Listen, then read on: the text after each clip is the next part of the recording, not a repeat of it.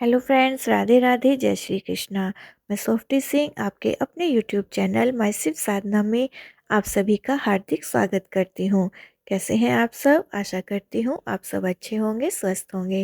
राधा रानी की कृपा आप सब पर सदा सर्वदा बनी रहे। दोस्तों, 2026 में सर्तिला एकादशी व मकर संक्रांति एक ही दिन 14 जनवरी को पड़ रहे हैं।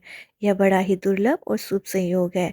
इस शुभ अवसर पर स्नान, दान व व्रत आदि करके इस शुभ अवसर और दुर्लभ संयोग का फायदा अवश्य उठाइएगा।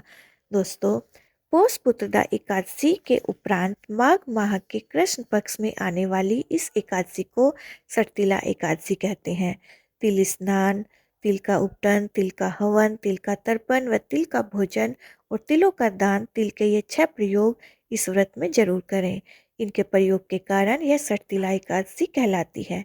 इस व्रत के करने से अनेक प्रकार के पाप नष्ट हो जाते हैं और घर में सुख समृद्धि का वास होता है।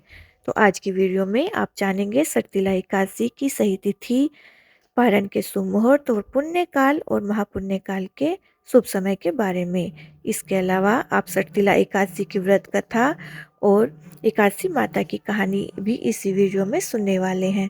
तो बहुत महत्वपूर्ण है वीडियो, पूरा अवश्य देखिएगा बिना स्किप किए हुए।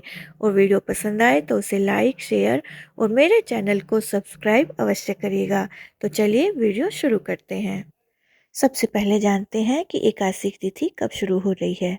दोस्तों, पंचांग के अनुसार माघ माह के शुक्ल कृष्ण पक्ष में पड़ने वाली एकादशी तिथि शुरू हो रही है 13 जनवरी 2026 को दोपहर 3:17 पर और समाप्त हो रही है अगले दिन 14 जनवरी 2026 को शाम 5:52 पर। इस प्रकार उदया तिथि के अनुसार सटतिला एकादशी का व्रत 14 जनवरी 2026 दिन बुधवार को रखा जाएगा। इस व्रत का पारण करेंगे 15 जनवरी 2026 दिन गुरुवार को और पारण का शुभ समय होगा सुबह 7:15 से लेकर 9:21 तक। इस बीच आप अपने व्रत का पारण कर सकते हैं। 14 जनवरी को पुण्य काल का समय रहेगा दोपहर 3:13 से लेकर शाम 5:45 तक और महापुण्य काल का समय रहेगा दोपहर 3:13 से लेकर शाम 4:58 तक। इस समय में किया गया दान, पूजा, तप आदि का बहुत गुना फल हमें प्राप्त होता है। तो ये थी इस एकादशी के शुभ समय के बारे में जानकारी। अब आप सुनेंगे एकादशी माता की कहानी और सटतिला एकादशी की व्रत कथा, क्योंकि इस व्रत में सटतिला एकादशी की व्रत कथा और एकादशी माता की कहानी सुने बिना हमें हमारे व्रत का पूर्ण फल प्राप्त नहीं होता है। तो चलिए सटतिला एकादशी की व्रत कथा शुरू करते हैं। आप प्रेम पूर्वक सुनिए। पद्म पुराण में श्री कृष्ण ने युधिष्ठिर को इस एकादशी का महत्व बताया है। श्री भगवान ने कहा कि माघ माह के पक्ष की जो एकादशी है वह सटतिला के नाम से विख्यात है, जो सब पापों का नाश करने वाली है। अब तुम सटतिला की पापहारनी कथा सुनो, जिसे मुनि श्रेष्ठ पुलस्त ने दालभ्य से कहा था। दालभ्य ने पूछा, हे मुनि श्रेष्ठ, मृत्यु लोक में आए हुए प्राणी प्राय पाप कर्म करते हैं, उन्हें नरक में न जाना पड़े, इसके लिए कौन सा उपाय है, बताने की कृपा करें। पुलस्त जी बोले, हे महाभाग, तुमने बहुत अच्छी बात पूछी है, बतलाता हूँ, सुनो। माघ मास आने पर मनुष्य को चाहिए कि वह नहा धोकर पवित्र हो, इंद्रियों को संयम में रखते हुए काम, क्रोध, अहंकार, लोभ और चुगली आदि बुराइयों को त्याग करे। भगवान का स्मरण करके जल से पैर धोकर भूमि पर पड़े हुए गोबर का संग्रह करें। उसमें तिल और कपास मिलाकर 108 पिंडिकाएं बनाए।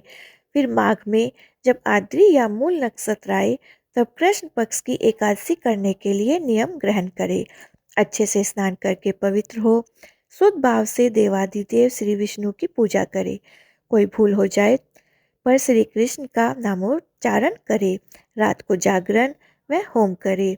चंदन, अर्गजा, कपूर, नैवेद्य आदि सामग्री से चक्र और गदा धारण करने वाले देव देवेश्वर श्री हरि की पूजा करे। तत्पश्चात भगवान का स्मरण करके बारंबार श्री कृष्ण नाम का उच्चारण करते हुए कुम्भे, नारियल अथवा बिजोरे के फलों से भगवान को अर्घ दे। इसके पश्चात जल से भरा घड़ा ब्राह्मण को दान करे तथा ब्राह्मण को श्यामा गो और तिल पात्र देना भी उत्तम है। श्रेष्ठ तिल स्नान और भोजन दोनों ही। इस प्रकार जो मनुष्य जितने तिलों का दान करता है उतने ही 1000 वर्ष स्वर्ग में वास करता है। इतना कहकर पुलस्त ऋषि कहने लगे कि अब मैं तुमसे इस एकादशी की कथा कहता हूँ, ध्यानपूर्वक सुनो। एक समय नारद जी ने भगवान श्री विष्णु से यही प्रश्न किया था और भगवान ने जो सटतिला एकादशी का महात्म नारद जी से कहा सो मैं तुमसे कहता हूँ। भगवान ने नारद जी से कहा कि हे नारद, मैं तुमसे सत्य घटना कहता हूँ, ध्यानपूर्वक सुनो। प्राचीन काल में मृत्यु लोक में एक ब्राह्मणी रहती थी। वह सदैव व्रत किया करती थी। एक समय वह एक मास तक व्रत करती रही। इससे उसका शरीर अत्यंत दुर्बल हो गया। यद्यपि वह अत्यंत बुद्धिमान थी, फिर भी उसने कभी देवताओं व ब्राह्मणों के निमित्त अन्न या धन का दान नहीं किया था। इससे मैंने सोचा कि ब्राह्मणी ने व्रत आदि से अपना शरीर शुद्ध कर लिया है, अब इसे विष्णु लोक में तो मिल ही जाएगा। परंतु इससे इसने कभी अन्न का दान नहीं किया, इससे इसकी तृप्ति होना कठिन है। भगवान ने आगे कहा, ऐसा सोचकर मैं भिखारी के वेश में मृत्युलोक में उस ब्राह्मणी के पास गया और उससे भिक्षा मांगी। वह ब्राह्मणी बोली, महाराज किस लिए आए हो? मैंने कहा, मुझे भिक्षा चाहिए। इस पर उसने एक मिट्टी का ढेला मेरे भिक्षा पात्र में डाल दिया। मैं उसे लेकर स्वर्ग में लौट आया।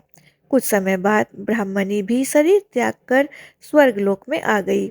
उस ब्राह्मणी को मिट्टी का दान करने से स्वर्ग में सुंदर महल मिला, परंतु उसने अपने घर को अन्न आदि से शून्य पाया। घबराकर वह मेरे पास आई और कहने लगी कि भगवान, मैंने अनेक व्रत आदि से आपकी पूजा की, परंतु फिर भी मेरा घर अन्न आदि से शून्य है। इसका क्या कारण है? इस पर मैंने कहा, पहले तुम अपने घर जाओ। देव स्त्रियां आएंगी तुम्हें देखने के लिए। पहले उनसे सटतिला एकादशी का पुण्य और विधि सुन लो, तब द्वार खोलना। ऐसे वचन सुनकर वह अपने घर गई।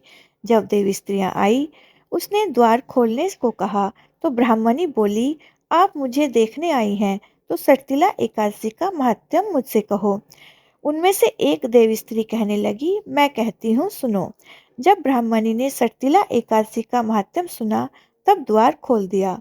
देवांगनाओं ने उसको देखा कि न तो यह गंधर्वी है और न ही असुरी है, इसे पहले जैसी मानुषी है। इस ब्राह्मणी ने उनके कहे अनुसार सटतिला एकादशी का व्रत किया। इसके प्रभाव से वह सुंदर और रूपवती हो गई तथा उसका घर अन्न आदि से युक्त हो गया। अतः मनुष्यों को मूर्खता त्याग कर सटतिला एकादशी का व्रत और लोभ आदि न करके तिल आदि का दान करना चाहिए। इससे दुर्भाग्य, दरिद्रता तथा अनेक प्रकार के कष्ट दूर होकर मोक्ष की प्राप्ति होती है। इस प्रकार सटतिला एकादशी की व्रत कथा पूर्ण हुई। प्रेम से बोलिए श्री लक्ष्मी नारायण की जय। और अब आप सुनेंगे एकादशी माता की कहानी। मूर नाम का एक दैत्य था। रावण और कंस की तरह वह भी बड़ा आतंक मचाता था। स्वर्ग में देवों सहित सभी को पीड़ा देता था। सब लोग उससे परेशान होकर श्रीमन नारायण की शरण में गए। भगवान ने कहा, मैं उसे संभालता हूँ, चिंता मत करो। भगवान मूर के साथ युद्ध करने लगे, लेकिन अपनी सारी शारीरिक शक्ति लगाकर भी भगवान कुछ नहीं कर सके। भगवान को युद्ध के मैदान से पलायन करना पड़ा। वे हिमालय की एक गुफा में छिप गए। मूर भी उनका पीछा करता हुआ वहां पहुंच गया। भगवान ने ध्यान करना शुरू किया और उनके मन से एक शक्ति उत्पन्न हुई, उनकी मानसिक शक्ति। इस शक्ति ने बाहर आकर मूर को अपनी तलवार से मार डाला। हम जानते हैं कि शरीर में 10 इंद्रियां हैं, 5 ज्ञानेंद्रियां और 5 कर्मेंद्रियां। 11वीं इंद्रिय है मन। संस्कृत में एकादशी का अर्थ है 11। चूंकि यह देवी उनके मन भगवान की 11वीं इंद्रिय से निकली थी, इसलिए भगवान ने उन्हें एकादशी के नाम से पुकारा। एकादशी माता की उत्पत्ति का दिन उनके नाम से ही जाना जाने लगा। माता एकादशी के अंतिम चरण के दौरान उत्पन्न हुई थी, इसे जयंती कहते हैं। और उन्होंने द्वादशी के पहले चरण के दौरान दैत्य को मार डाला था, इसे स्मृति कहते हैं। एकादशी के दिन भोजन क्यों नहीं करना चाहिए? भगवान ने घोषणा की कि एकादशी के दौरान देवी के इस महान कार्य के कारण पूरे जगत में कोई भी पाप नहीं रहेगा। लेकिन पाप तो पहले से ही है। जब उसने यह सुना, पाप पुरुष आश्रय की तलाश में इधर उधर भागने लगा। एकादशी के दौरान वह कहाँ रहेगा? वह जहाँ भी गया सभी ने उसे आश्रय देने से इनकार कर दिया। अंत में अन्न यानी भोजन एकादशी के दौरान उसे आश्रय देने के लिए सहमत हुआ। एकादशी के दौरान सभी पाप भोजन में आश्रय लेते हैं। जो कोई एकादशी के दौरान भोजन करता है, ये पाप उस व्यक्ति में प्रवेश करेंगे और रोग, समस्या, हानि, परेशानी इत्यादि बन जाएंगे। एकादशी देवी को विष्णु भगवान की कन्या भी कहा जाता है, क्योंकि यह भगवान की मानस पुत्री है। उनकी मूर्ति पूरी जगन्नाथ मंदिर और द्वारका धाम में है। भगवान के धर्म की रक्षा के लिए जितने भी अवतार हुए हैं, वे सभी एकादशी के दिन ही हुए हैं, इसलिए यह इतना पवित्र दिन है। तो ये थी एकादशी माता की कहानी। प्रेम से बोलिए एकादशी माता की जय। दोस्तों, वीडियो पसंद आए तो प्लीज़ वीडियो को लाइक करें, शेयर करें और मेरे चैनल को सब्सक्राइब करके बेल आइकन को प्रेस करें ताकि आने वाली वीडियो का नोटिफिकेशन आपको सही समय पर प्राप्त हो सके। आप सभी को मकर संक्रांति और सटतिला एकादशी की बहुत बहुत शुभकामनाएं। मिलती हूँ मैं आपसे अगली वीडियो में। तब तक के लिए नमस्कार।